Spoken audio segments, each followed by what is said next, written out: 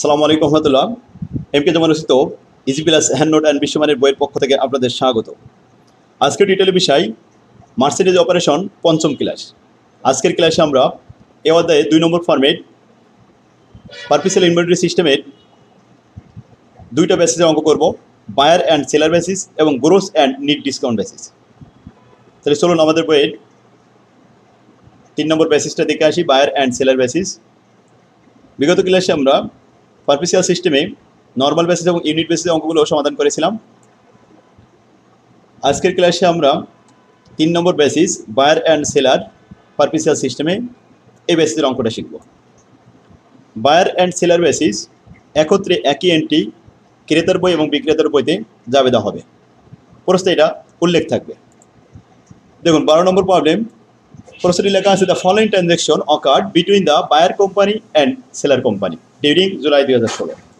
Buyer company এবং seller company একসাথে journal transaction দিতে হবে। জুলাই মাসের 1 তারিখ, 2 তারিখ, 5 তারিখ, 7 তারিখ এবং 10 তারিখ, এই 5টা লেনদেন এখানে দেওয়া আছে। নিচে বলেছে assuming that the cost of all merchandise sold was 80% of the sale price. Cost of goods sold হবে, যা বিক্রি হবে তার 80%। পারপিসিয়ালে কস্ট অফ গুডস সোল্ডের জাবেদা দিতে হয়, সেলসের সময় 2টা জাবেদা দিতে হয়, সে কস্ট অফ গুডস সোল্ডের এখানে রেট দেওয়া হলো। পিরিয়ডিক্যাল হলে কস্ট অফ গুডস সোল্ড লাগতো না।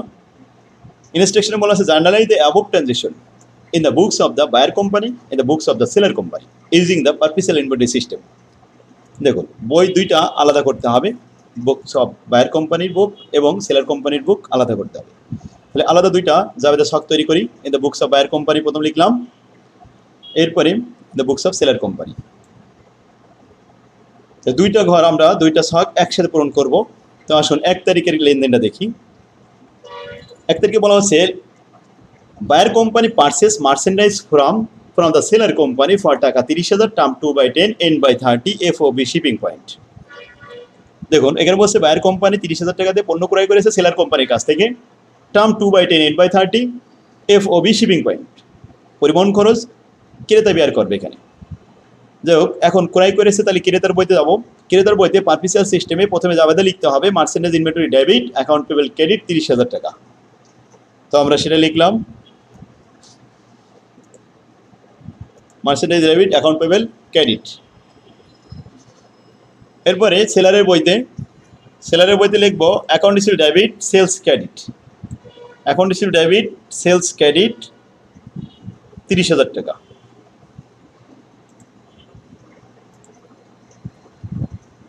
নেক্সট আসুন 2 তারিখে বলা আছে appropriate party paid freight charge of টাকা 200 for the merchandise shift on July 1। July মাসের 1 তারিখে যে ক্রয়টা হয়েছিল তার পরিবহন খরচ দিতে হবে। পরিবহন খরচ 200 টাকা। পরিবহন খরচ বেয়ার করবে কে? FOB shipping point. Shipping point বললে ক্রেতা বেয়ার করতে হবে। তাহলে ক্রেতার বইতে জাবেদা হবে 200 টাকার 2 তারিখে, বিক্রেতার বইতে কোনো জাবেদা হবে না। ক্রেতার বইতে জাবেদা দেওয়া হলো মার্চেন্ডাইজ ডেবিট ক্যাশ ক্রেডিট 200 টাকা। বিক্রেতার বইতে নো এন্ট্রি, 2 তারিখে কোনো এন্ট্রি হবে না। এরপরে আসুন 5 তারিখ, বায়ার্স কোম্পানি রিটার্ন 6,000 টাকা of merchandise to seller company because they are not order ইট।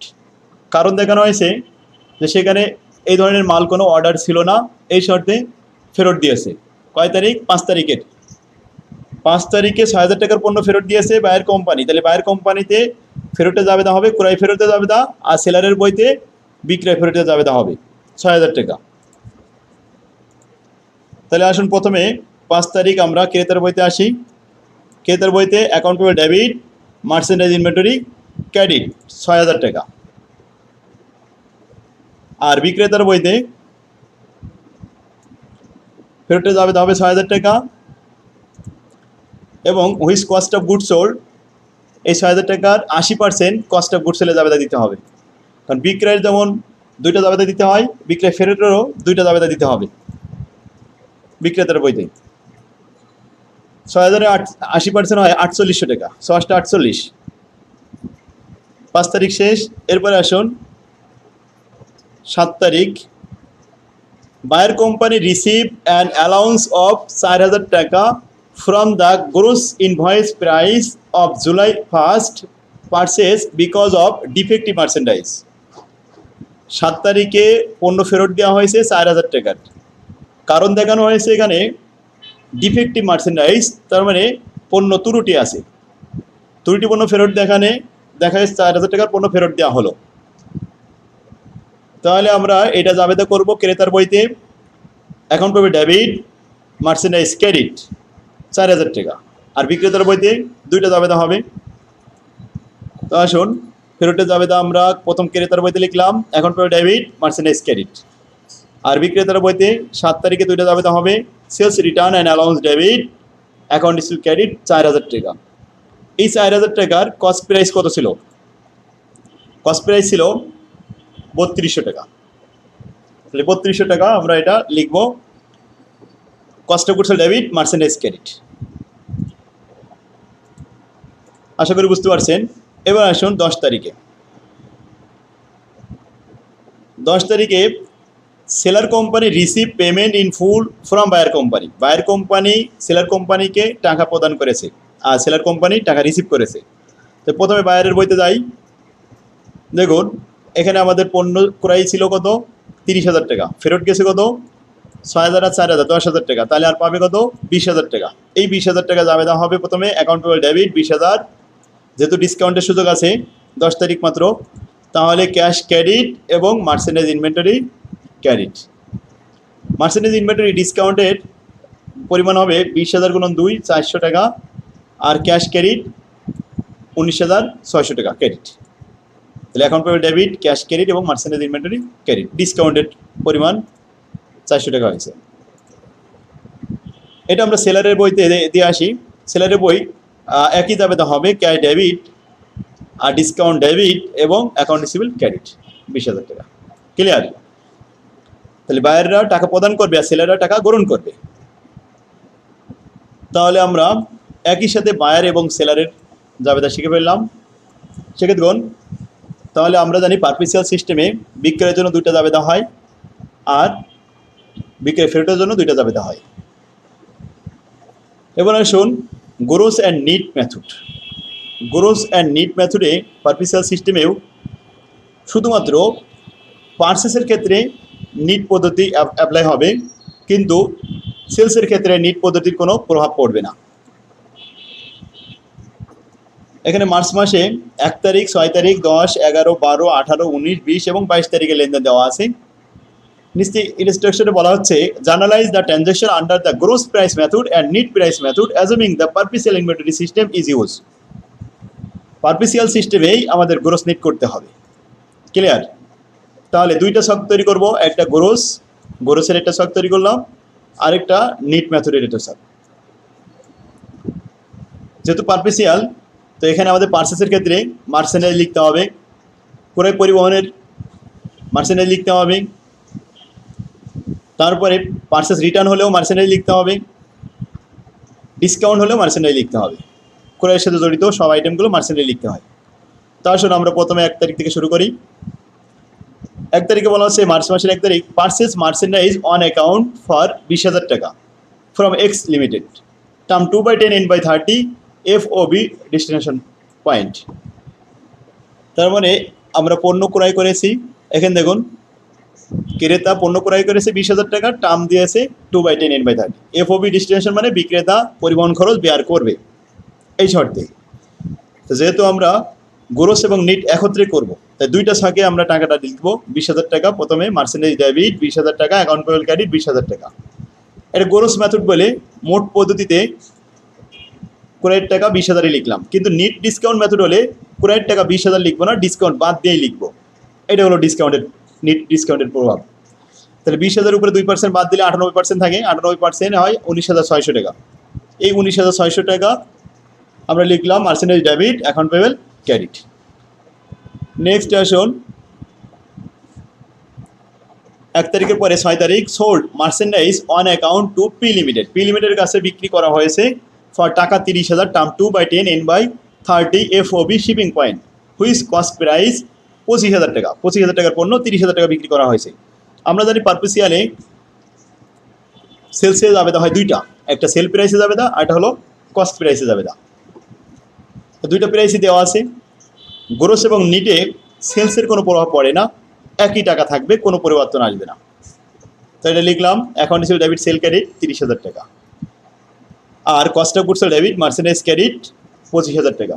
কোন পদ্ধতি? এটা গ্রোস মেথড। নিট মেথডে ওই একইভাবে আসবে, কোনো ডিসকাউন্ট করা যাবে না। 30,000 টাকা account receivable debit sale credit, আর cost of goods sold debit merchandise credit 25,000 টাকা। 6 তারিখ শেষ। 10 তারিখের লেনদেন পড়ি। Purchase merchandise on account for টাকা 10,000 from Y limited. Y limited কাছ থেকে ক্রয় করা হয়েছে টার্ম 1/10 NY45 FOB ডেস্টিনেশন। দেখুন পারচেজ করা হয়েছে বাকিতে 10,000 টাকা, তাহলে আমরা জাবেদা করব merchandise debit account payable credit 10,000 টাকা।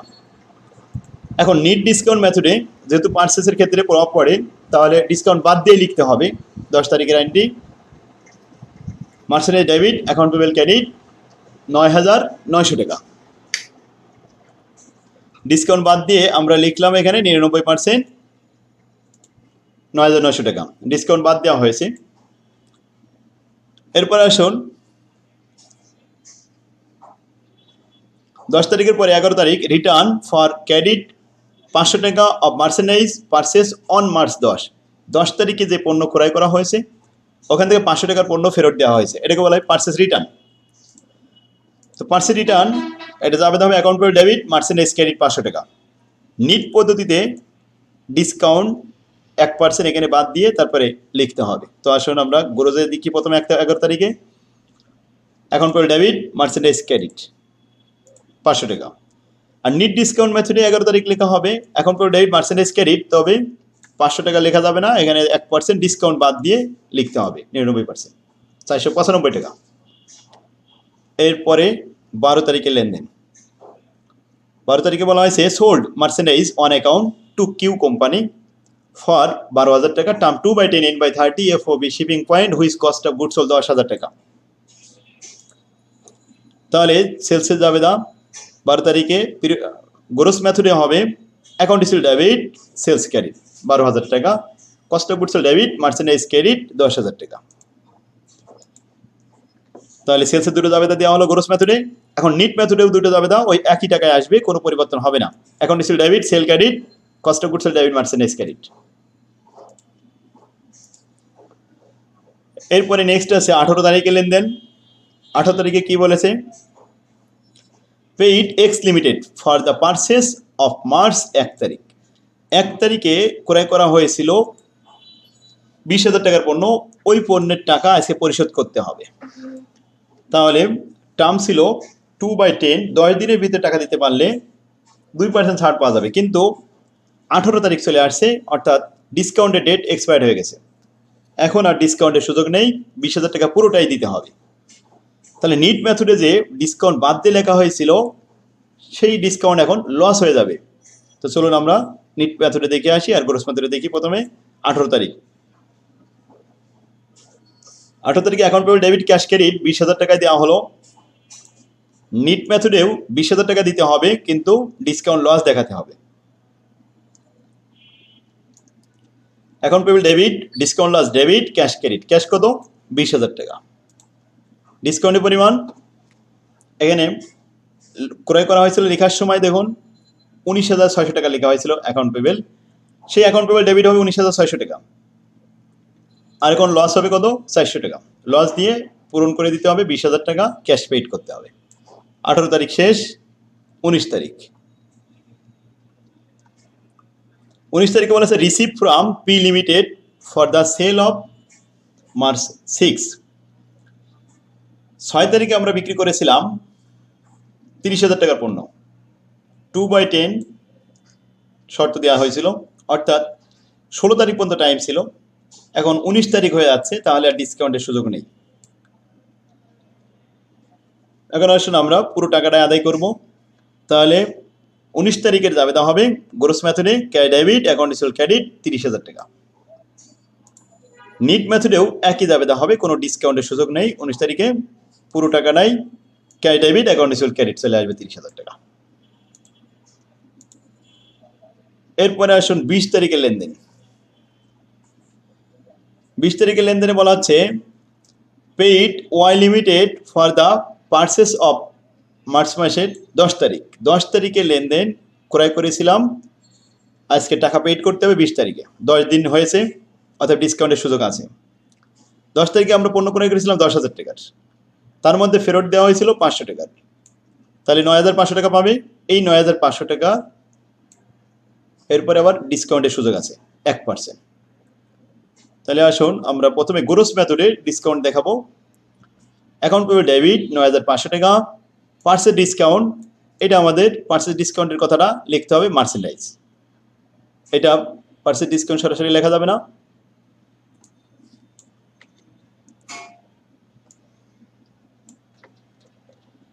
নেক্সট আসুন ক্যাশ ক্রেডিট কত হলো, তাহলে 9,500 টাকার উপরে 1% 95 টাকা, আর ক্যাশ ক্রেডিট হয়েছে 9,405 টাকা। তো এখন পেমেন্ট ডেবিট 9,500 টাকা, মার্চেন্ডাইজ ক্রেডিট 95 টাকা, আর ক্যাশ ক্রেডিট 9,405 টাকা। আশা করি বুঝতে পারছেন। 20 তারিখে লেনদেন গ্রোস মেথডে গেল। এবার আসুন ডিসকাউন্ট, নিট ডিসকাউন্ট মেথডে। ডিসকাউন্ট তো আগেই বাদ দেওয়া ছিল 10 তারিখেই, এই জন্য আর এখানে কোনো ঝামেলা নেই। Account payment debit, cash credit 9,405 টাকা।